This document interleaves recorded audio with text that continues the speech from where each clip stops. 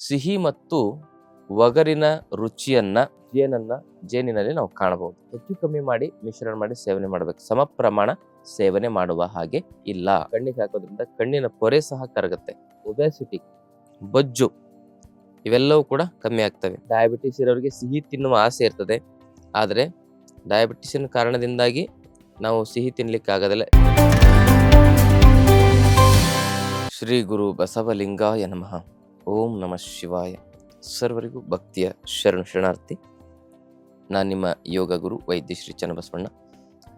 ಆತ್ಮೇರೆ, ಇವತ್ತಿನ ಸಂಚಿಕೆಯಲ್ಲಿ ಜೇನಿನ ಬಗ್ಗೆ ಮಾಹಿತಿಯನ್ನು ನೋಡೋಣ. ನಮ್ಮ ಆಯುರ್ವೇದ ಶಾಸ್ತ್ರದಲ್ಲಿ ಇದರ ಕುರಿತಾಗಿ ವಿಶೇಷವಾದ ಉಲ್ಲೇಖ ಇದೆ. ಆದರೆ ಯಾವುದೇ ಪದಾರ್ಥವನ್ನ ನಾವು ಸೇವನೆ ಮಾಡೋದಕ್ಕಿಂತ ಮೊದಲು ಅದರ ಗುಣಧರ್ಮವನ್ನು ನೋಡಿ ನಾವು ಸೇವನೆ ಮಾಡ್ಬೇಕಂತ ಹೇಳಿ ಆಯುರ್ವೇದ ಶಾಸ್ತ್ರ ಸ್ಪಷ್ಟವಾಗಿ ಹೇಳುತ್ತೆ. ಈ ಜೇನು ಯಾವ ಯಾವ ಕಾಯಿಲೆಗಳಲ್ಲಿ ಔಷಧಿಯಾಗಿ ಕೆಲಸ ಮಾಡುತ್ತೆ, ಎಷ್ಟು ಪ್ರಮಾಣದಲ್ಲಿ ಸೇವನೆ ಮಾಡಬೇಕು, ಜೇನು ನಾವು ಸರಿಯಾಗಿ ಸೇವನೆ ಮಾಡದೇ ಇದ್ರೆ ನಮ್ಮ ಆರೋಗ್ಯದ ಮೇಲೆ ಎಷ್ಟು ಸಮಸ್ಯೆಗಳನ್ನು ಒಡ್ಡುತ್ತೆ, ಹಾಗೆ ಯಾವ ವಯಸ್ಕರು ಯಾವ ಸಂದರ್ಭದಲ್ಲಿ ಜೇನನ್ನು ಉಪಯೋಗ ಮಾಡೋದ್ರಿಂದ ಹೆಚ್ಚು ಒಳ್ಳೆಯ ಪರಿಣಾಮಕಾರಿಯಾದ ಲಾಭಗಳನ್ನು ಪಡ್ಕೊಳ್ಬೋದು ಅನ್ನೋ ವಿಚಾರಗಳನ್ನ, ಹಾಗೂ ಜೇನಿನ ಪ್ರಾಕೃತಿಕ ಗುಣಧರ್ಮವನ್ನು ಆಯುರ್ವೇದ ಒಂದು ಸಂಹಿತೆಯಲ್ಲಿ ಯಾವ ರೀತಿಯಾಗಿ ಉಲ್ಲೇಖ ಮಾಡಿದ್ದಾರೆ ಅಂತಕ್ಕಂಥ ವಿಚಾರವನ್ನು ತಿಳ್ಕೊಳ್ಳೋಣ. ಮೊದಲನೇದಾಗಿ ಸುಶ್ರುತ ಸಂಹಿತೆಯಲ್ಲಿ ಜೇನಿನ ಬಗ್ಗೆ ಹೀಗೆ ಹೇಳ್ತಾರೆ: ಮಧುತೋ ಮಧುರಂ ಕಷಾಯ ಅನುರಸಂ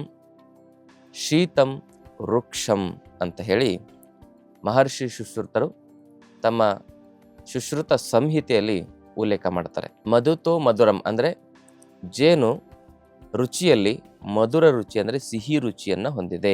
ಮತ್ತೊಂದು ಇದರ ರುಚಿ ಇದೆ ಯಾವುದು ಅಂತ ಹೇಳಿದ್ರೆ ಕಷಾಯ ರುಚಿನೂ ಕೂಡ ಈ ಜೇನಿನಲ್ಲಿ ನಾವು ಕಾಣಬಹುದು. ಅಂದ್ರೆ ಸಿಹಿ ಮತ್ತು ಒಗರಿನ ರುಚಿಯನ್ನ ಜೇನಿನಲ್ಲಿ ನಾವು ಕಾಣಬಹುದು. ಹಾಗೇನೆ ವೃಕ್ಷ ಮತ್ತು ಶೀತ ವೀರ್ಯ ಗುಣಧರ್ಮವನ್ನ ಇದು ಹೊಂದಿದೆ ಅಂತ ಹೇಳ್ತಾರೆ. ನಮ್ಗೆಲ್ಲ ಏನ್ ಕನ್ಫ್ಯೂಸ್ ಆಗುತ್ತೆ ಅಂದ್ರೆ ಜೇನು ಅಂದ್ರೆ ಹೀಟ್ ಅಂತ ನಾವು ತಿಳ್ಕೊಂಡಿರ್ತೇವೆ. ಹಾಗಲ್ಲ, ನಮ್ಮ ಆಯುರ್ವೇದ ಶಾಸ್ತ್ರದ ಅನುಗುಣವಾಗಿ ಜೇನು ಶೀತವೀರ್ಯ ಅಂತ ಹೇಳಿದ್ರೆ ತಂಪು ಗುಣಧರ್ಮವನ್ನು ಹೊಂದಿದೆ. ಮತ್ತು ವೃಕ್ಷತೆ ಅಂತ ಹೇಳಿದ್ರೆ ಈ ಒಣಗಿಸುವ ಕೆಲಸವನ್ನ ಇದು ಮಾಡುತ್ತೆ. ಹೀಗೆ ಈ ಎಲ್ಲಾ ಗುಣಧರ್ಮವನ್ನ ನೋಡಿದಾಗ ಇದು ಕಫನಾಶಕವಾಗಿ ಕೆಲಸ ಮಾಡುತ್ತೆ.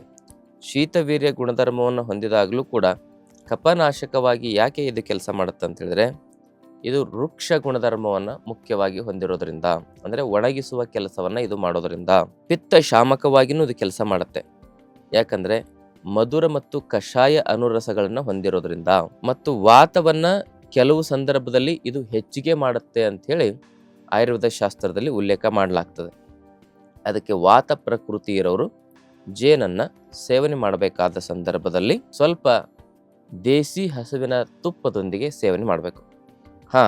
ಒಂದು ಮಾತನ್ನ ನೆನ್ಪಿಟ್ಕೊಳ್ಳಿ, ದೇಸಿ ಹಸುವಿನ ತುಪ್ಪ ಮತ್ತು ಜೇನು ಎರಡು ಬೆರೆಸುವಾಗ ಸಮ ಪ್ರಮಾಣದಲ್ಲಿ ಬೆರೆಸಿದ್ರೆ ಅದು ಭಯಾನಕ ವಿಷ ಆಗುತ್ತೆ. ಅದರಿಂದ ಸಮಸ್ಯೆಗಳು ಹೆಚ್ಚಾಗ್ತವೆ. ಅದಕ್ಕೆ ಜೇನು ಮತ್ತು ಹಸುವಿನ ತುಪ್ಪವನ್ನು ಬೆರೆಸಬೇಕಾದ್ರೆ ವಿಷಮ ಪ್ರಮಾಣದಲ್ಲಿ ಬೆರೆಸಬೇಕು.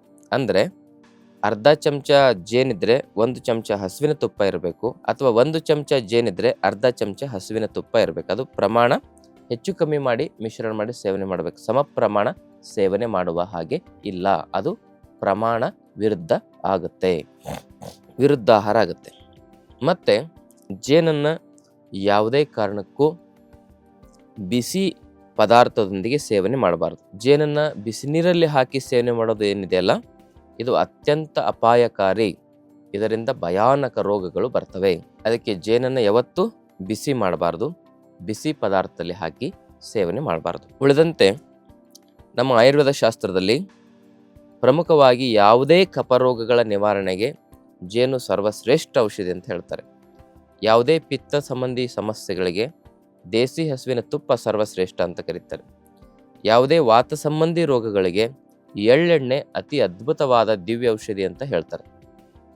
ಹಾಗಾಗಿ ಈ ಕಫ ಸಂಬಂಧಿ ಕಾಯಿಲೆಗಳಾಗಿರ್ತಕ್ಕಂಥ ಅಸ್ತಮ ಆಗಿರ್ಬೋದು, ಟ್ಯೂಬರ್ಕುಲೋಸಿಸ್ ಆಗಿರ್ಬೋದು, ಆಮೇಲೆ ಸೈನಸ್ ಆಗಿರ್ಬೋದು, ಹಾಗೇನೆ ಕಫದ ಒಂದು ವಿಕಾರದಿಂದ ತಲೆನೋವಿನ ಸಮಸ್ಯೆ ಬರ್ತಕ್ಕಂಥದ್ದಾಗಿರ್ಬೋದು, ಕಫ ಎಲ್ಲ ಕಟ್ಟಿ ಈ ಒಂದು ತಲೆಯಲ್ಲಿ ಭಾರ ಫೀಲಿಂಗ್ ಆಗೋದು, ತುಂಬ ತಲೆನೋವು ಬರ್ತಕ್ಕಂಥದ್ದು, ಕಫದ ಸಂಬಂಧಪಟ್ಟಿರ್ತಕ್ಕಂಥ ಮೈಗ್ರೇನ್ ಸಮಸ್ಯೆ ಆಗಿರ್ಬೋದು, ಇಂಥ ಎಲ್ಲ ಸಮಸ್ಯೆಗಳಲ್ಲಿ ಜೇನು ಒಂದು ಅತ್ಯದ್ಭುತವಾಗಿರ್ತಕ್ಕಂಥ ಔಷಧಿ ಅಂತ ಹೇಳ್ಬೋದು. ಬೆಳಗ್ಗೆ ಎದ್ದು ಒಂದು ಅರ್ಧ ಚಮಚ ಜೇನು, ಅರ್ಧದಿಂದ 1 ಚಮಚ ಜೇನನ್ನು, ಸಣ್ಣ ಮಕ್ಕಳಿದ್ರೆ ಅರ್ಧ ಚಮಚ ಕೊಡಿ, ದೊಡ್ಡವರಿದ್ರೆ 1 ಚಮಚ, 1 ಚಮಚದಕ್ಕಿಂತ ಹೆಚ್ಚಾಗಿ ಜೇನನ್ನು ಒಂದು ಬಾರಿಗೆ ಸೇವನೆ ಮಾಡೋ ಹಾಗಿಲ್ಲ. ಒಂದು ದಿನಕ್ಕೆ ದೊಡ್ಡವರಾದರೆ 1 ರಿಂದ 2 ಚಮಚ, ಚಿಕ್ಕ ಮಕ್ಕಳಾದರೆ ಅರ್ಧದಿಂದ 1 ಚಮಚ. ತುಂಬ 5 ವರ್ಷದ ಒಳಗಿನ ಸಣ್ಣ ಮಕ್ಕಳಿದ್ರೆ ಅವರಿಗೆ 1/4 ಚಮಚಕ್ಕಿಂತನೂ ಕಮ್ಮಿ ಜೇನನ್ನು ನಾವು ಕೊಡಬಹುದು.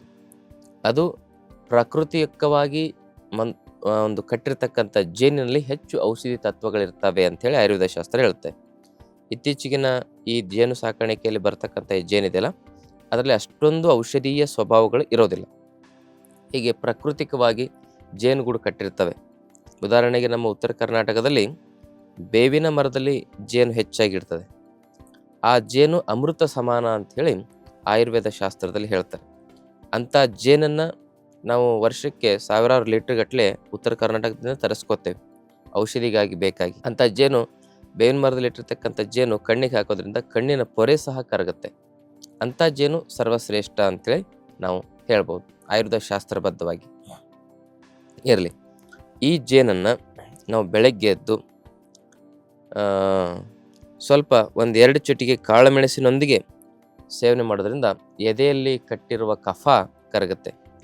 ಅದರಲ್ಲಿ ಒಂದು 4 ಎಸಳು ಬೆಳ್ಳುಳ್ಳಿಯನ್ನು ಪೇಸ್ಟ್ ಮಾಡಿಯನ್ನು ಕೂಡ ಹಾಕ್ಬೋದು, ನಾಟಿ ಬೆಳ್ಳುಳ್ಳಿಯನ್ನು. ಮತ್ತೊಂದು 1/4 ಚಮಚದಷ್ಟು ಅರಿಶಿಣದ ಪುಡಿಯನ್ನು ಹಾಕ್ಬೋದು. 1/4 ಚಮಚ ಅರಿಶಿಣ ಪುಡಿ, 4 ಎಸಳು ನಾಟಿ ಬೆಳ್ಳುಳ್ಳಿಯ ಒಂದು ಪೇಸ್ಟು, ಆಮೇಲೆ 1-2 ಚಿಟಿಕೆ ಜೇನನ್ನು ಹಾಕಿ ನಾವು ಬೆಳಗ್ಗೆ 2 ಚಿಟಿಕೆ ಕಾಳುಮೆಣಸನ್ನು ಹಾಕಿ ಒಂದು ಅರ್ಧ ಚಮಚದಿಂದ 1 ಚಮಚದವರೆಗೂ ಜೇನಿನಲ್ಲಿ ಮಿಶ್ರಣ ಮಾಡಿ ಬೆಳಗ್ಗೆ ಖಾಲಿ ಹೊಟ್ಟೆಯಲ್ಲಿ ಸೇವನೆ ಮಾಡೋದ್ರಿಂದ ಎದೆಯಲ್ಲಿ ಕಟ್ಟಿರ್ತಕ್ಕಂಥ ಕಫದ ಅಲರ್ಜಿಗಳು ಮತ್ತು ಸೈನಸ್ಸು ಇಂಥವೆಲ್ಲ ಸಮಸ್ಯೆಗಳಿಗೆ ಪರಿಹಾರನ ಕಂಡುಕೊಳ್ಬೋದು. ಅದೇ ರೀತಿಯಾಗಿ ಜೇನನ್ನು 1 ಚಮಚ ಜೇನಿನಲ್ಲಿ ಒಂದು ಅರ್ಧ ಚಮಚದಷ್ಟು ಹಸುವಿನ ತುಪ್ಪವನ್ನು ಬೆರೆಸಿ 1 ಚಮಚದಷ್ಟು ಅಶ್ವಗಂಧವನ್ನು ಬೆರೆಸಿ ಬೆಳಗ್ಗೆ ಖಾಲಿ ಹೊಟ್ಟೆಯಲ್ಲಿ ಸೇವನೆ ಮಾಡೋದ್ರಿಂದ ಹೃದಯದ ಸಂಬಂಧಿ ಸಮಸ್ಯೆಗಳು ಬರೋದಿಲ್ಲ, ಹಾಗೂ ಮಾಂಸಖಂಡಗಳು ಸ್ಟ್ರಾಂಗ್ ಆಗ್ತವೆ, ನರ ದೌರ್ಬಲ್ಯತೆಯ ಸಮಸ್ಯೆಗಳು ಕಮ್ಮಿ ಆಗ್ತವೆ, ಹಾಗೂ ನಮ್ಮ ಜಾಯಿಂಟ್ಸ್ಗಳಲ್ಲಿ ಆಗ್ತಕ್ಕಂಥ ಆ ಒಂದು ಆಮ ವಾತದ ಸಮಸ್ಯೆಗಳು ಅದೇನಾಗ್ತದೆ ಕಮ್ಮಿ ಆಗ್ತಾ ಬರ್ತದೆ, ಆಮ ಪಾಚನವಾಗುತ್ತೆ. ಅದರ ಜೊತೆಗೆ ಬುದ್ಧಿ ಒಂದು ತೀಕ್ಷ್ಣತೆ ಹೆಚ್ಚಿಗೆ ಆಗುತ್ತೆ, ಮತ್ತು ಮೆದುಳಿನ ಒಂದು ಕ್ರಿಯಾಶಕ್ತಿ ಹೆಚ್ಚಿಗೆ ಆಗುತ್ತೆ, ಏಕಾಗ್ರತೆಯ ಸಮಸ್ಯೆ, ಜ್ಞಾಪಕ ಶಕ್ತಿ ಸಮಸ್ಯೆಗಳು ನಿವಾರಣೆ ಆಗ್ತವೆ. ಚಿಕ್ಕ ಮಕ್ಕಳಿಗೆ, ಓದೋ ಮಕ್ಕಳಿಗೆ ಭಾಳ ಅದ್ಭುತವಾಗಿರ್ತಕ್ಕಂಥ ದಿವ್ಯ ಸಂಜೀವಿನಿಯಾಗಿ ಕೆಲಸ ಮಾಡ್ತದೆ. ಅದಷ್ಟೇ ಅಲ್ಲದೆ ಇದರ ಸೇವನೆಯಿಂದಾಗಿ ನಮ್ಮ ಶರೀರದಲ್ಲಿ ಶುಕ್ರ ವರ್ಧನೆ ಆಗುತ್ತೆ. ಶುಕ್ರ ಧಾತುವಿನ ಕ್ಷಯದಿಂದ ಮನುಷ್ಯ ಸಾಯ್ತಾನೆ. ಕೆಲವು ಸಂದರ್ಭದಲ್ಲಿ ಸಾವಿಗೂ ಕೂಡ ಶುಕ್ರ ಧಾತುವ ಕ್ಷಯ ಮುಖ್ಯ ಕಾರಣ ಆಗ್ತದೆ. ಅತಿ ಶುಕ್ರದ ಒಂದು ಕ್ಷಯ ಆಗೋದ್ರಿಂದ ಮನುಷ್ಯ ಬೇಗ ಸಾಯ್ತಾನೆ. ಆ ಶುಕ್ರ ಧಾತುವಿನ ಕ್ಷಯವನ್ನು ಇದೇನು ಮಾಡ್ತದೆ, ತಡೆಗಟ್ಟುತ್ತದೆ. ಅದರ ಜೊತೆಗೆ ಈ ಕಾಂಬಿನೇಷನ್ ಬೆಳಗ್ಗೆ ಸೇವನೆ ಮಾಡೋದ್ರಿಂದ ನಮ್ಮ ಇಡೀ ಶರೀರದಲ್ಲಿ ಏನಾಗ್ತದೆ ಅಂತ ಹೇಳಿದ್ರೆ ಓಜಸ್ಸು ವೃದ್ಧಿ ಆಗುತ್ತೆ. ಮತ್ತಿನ್ನು ಕಣ್ಣಿಗೆ ಸಂಬಂಧಪಟ್ಟಿರೋ ಸಮಸ್ಯೆಗಳಿಂದ ಬಳಲ್ತಾ ಇರ್ತಕ್ಕಂಥವ್ರು, ಕಣ್ಣಿನ ಯಾವುದೇ ಸಮಸ್ಯೆಗಳಿರಲಿ, ಆ ಎಲ್ಲ ಸಮಸ್ಯೆಗಳಿಗೂ ದೂರದೃಷ್ಟಿ ದೋಷ, ಸಮೀಪ ದೃಷ್ಟಿ ದೋಷ, ರೆಟಿನಲ್ ಪಿಗ್ಮೆಂಟೋಸ ಅನ್ನೋ ಸಮಸ್ಯೆ ಬಂದಿರ್ತದೆ. ಅದಂತೂ ತುಂಬ ಕಷ್ಟವಾಸಿಯಾಗೋದು. ಕೆಲವು ಸಂದರ್ಭದಲ್ಲಿ ಇದನ್ನು ನಿಯಮಿತವಾಗಿ ಸೇವನೆ ಮಾಡ್ತಾ ಹೋದರೆ ಅಂಥ ಸಮಸ್ಯೆಗಳು ಕೂಡ ನಿಯಂತ್ರಣಕ್ಕೆ ಬರ್ತವೆ. ಕಣ್ಣಿನ ಪೊರೆ ಆಗಿರ್ಬೋದು, ಕಣ್ಣಿನ ನರಗಳ ಸಮಸ್ಯೆ ಆಗಿರ್ಬೋದು, ಅಂಥದಕ್ಕೆ ಜೇನು ಅದರ ಜೊತೆಗೆ ತ್ರಿಫಲಾಚೂರ್ಣ, 1 ಚಮಚ ತ್ರಿಫಲಾಚೂರ್ಣ, 1 ಚಮಚ ಜೇನು, ಅರ್ಧ ಚಮಚ ಹಸುವಿನ ತುಪ್ಪವನ್ನು ಬೆರೆಸಿ ಬೆಳಿಗ್ಗೆ ಖಾಲಿ ಹೊಟ್ಟೆಯಲ್ಲಿ ಸೇವನೆ ಮಾಡೋದ್ರಿಂದ ಕಣ್ಣಿನ ಸರ್ವ ಸಮಸ್ಯೆಗಳಿಗೂ ಕೂಡ ನಾವು ಪರಿಹಾರವನ್ನು ಕಂಡುಕೊಳ್ಬೋದು. ಅದಷ್ಟೇ ಅಲ್ಲದೆ ನಾವು ಜೇನನ್ನು ಬೆಳಿಗ್ಗೆ ಖಾಲಿ ಹೊಟ್ಟೆಯಲ್ಲಿ ಒಂದು ಅರ್ಧ ಚಮಚ ಸೇವನೆ ಮಾಡೋದ್ರಿಂದ ನಮ್ಮ ಶರೀರದಲ್ಲಿ ಈ ಕಫದೋಷಕ್ಕೆ ಸಂಬಂಧಪಟ್ಟಿರ್ತಕ್ಕಂಥ ಸಮಸ್ಯೆ ಆಗಿರ್ತಕ್ಕಂಥ ಒಬೆಸಿಟಿ, ಬೊಜ್ಜು, ಇವೆಲ್ಲವೂ ಕೂಡ ಕಮ್ಮಿ ಆಗ್ತವೆ. ಡಯಾಬಿಟಿಸ್ ಇರೋರು ಕೂಡ ಜೇನನ್ನು ಸೇವನೆ ಮಾಡಬಹುದು. ಯಾಕಂದರೆ ಡಯಾಬಿಟಿಸ್ ಇರೋರಿಗೆ ಸಿಹಿ ತಿನ್ನುವ ಆಸೆ ಇರ್ತದೆ.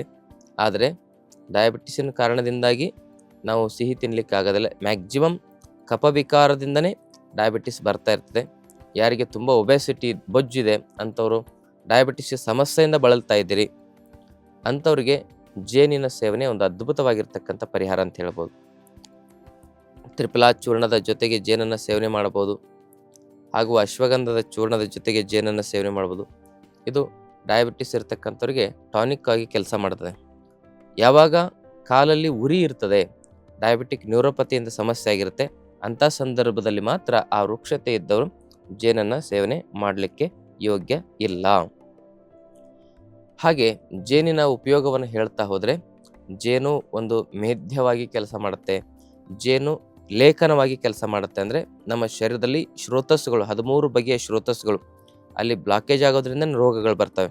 ಅವೆಲ್ಲವುಗಳನ್ನು ಶುದ್ಧೀಕರಣ ಮಾಡುವ ಕೆಲಸವನ್ನು ಜೇನು ಮಾಡುತ್ತೆ. ಹಾಗೆ ಶರೀರ ಶೋಧನ ಕರ್ಮವನ್ನು ಮಾಡತಕ್ಕಂಥ ಕೆಲಸವನ್ನು ಜೇನು ಮಾಡುತ್ತೆ. ಜಠರಾಗ್ನಿಯನ್ನು ಕ್ರಿಯಾಶೀಲಗೊಳಿಸ್ತಕ್ಕಂಥ ಶಕ್ತಿ ಜೇನಿನಲ್ಲಿದೆ. ಹೀಗೆ ಅದ್ಭುತವಾಗಿರ್ತಕ್ಕಂಥ ಜೇನಿನ ಪ್ರಯೋಗಗಳನ್ನ ನೀವು ಮಾಡ್ಬೋದು. ಮುಖ್ಯವಾಗಿ ಇದರ ಗುಣಧರ್ಮವನ್ನು ಸರಿಯಾಗಿ ತಿಳ್ಕೊಂಡು ಜೇನನ್ನು ಉಪಯೋಗ ಮಾಡೋದ್ರಿಂದ ಅತ್ಯಂತ ಲಾಭದಾಯಕವಾಗಿ ಇದನ್ನು ನಾವು ಬಳಸ್ಬೋದು ಅಂತಕ್ಕಂಥ ಮಾತನ್ನು ಹೇಳ್ತಾ, ಈ ಮಾಹಿತಿ ಇಷ್ಟವಾದಲ್ಲಿ ತಮ್ಮ ಬಂಧು ಮಿತ್ರರೊಂದಿಗೆ ಶೇರ್ ಮಾಡ್ಕೊಳ್ಳಿ. ಜೊತೆಗೆ ತಾವಿನ್ನೂ ಚಾನಲ್ನ ಸಬ್ಸ್ಕ್ರೈಬ್ ಮಾಡ್ಕೊಂಡಿಲ್ಲ, ದಯವಿಟ್ಟು ಚಾನಲ್ನ ಸಬ್ಸ್ಕ್ರೈಬ್ ಮಾಡ್ಕೊಳ್ಳಿ. ಏನಾದರೂ ಪ್ರಶ್ನೆಗಳಿದ್ದರೆ ಕಮೆಂಟ್ ಮೂಲಕ ಕೇಳಿ. ನಮ್ಮ ಆಶ್ರಮದಲ್ಲಿ ಇದೇ ತಿಂಗಳು ಅಂದರೆ ಏಪ್ರಿಲ್ 12, 13, 14, 2026 ಈ ತಾರೀಕಿನಂದು ಯೋಗ ಜಾತ್ರೆ, ಆರೋಗ್ಯ ಜಾತ್ರೆ ನಮ್ಮ ಆಶ್ರಮದಲ್ಲಿ ನಡೀತಾ ಇದೆ. 3 ದಿನಗಳ ಕಾಲ ಉಚಿತ ಯೋಗ ತರಬೇತಿ ಶಿಬಿರ, ಆರೋಗ್ಯ ತರಬೇತಿ ಶಿಬಿರವನ್ನು ನಾವು ಮಾಡ್ತಾ ಇದ್ದೀವಿ. ಆಸಕ್ತಿ ಇರೋರು ಕೆಳಗಡೆ ಕಾಂಟ್ಯಾಕ್ಟ್ ನಂಬರ್ ಇದೆಯಲ್ಲ, ಅದಕ್ಕೆ ಸಂಪರ್ಕ ಮಾಡಿ ತಮ್ಮ ಹೆಸರನ್ನು ನೋಂದಾಯಿಸ್ಕೊಳ್ಬೋದು. ಶರಣಾರ್ಥಿ. ಮತ್ತಷ್ಟು ಆಯುರ್ವೇದ ಹಾಗೂ ಯೋಗ ಹೆಲ್ತ್ ಟಿಪ್ಸ್ಗಾಗಿ ಶ್ರೀಗಂಗಾ ಯೋಗ ಚಾನೆಲ್ನ ಸಬ್ಸ್ಕ್ರೈಬ್ ಮಾಡಿ. ಹಾಗೆಯೇ ಫೇಸ್ಬುಕ್ ಮತ್ತು ಇನ್ಸ್ಟಾಗ್ರಾಂನಲ್ಲಿ ಮಿಸ್ ಮಾಡದೆ ಫಾಲೋ ಮಾಡಿ.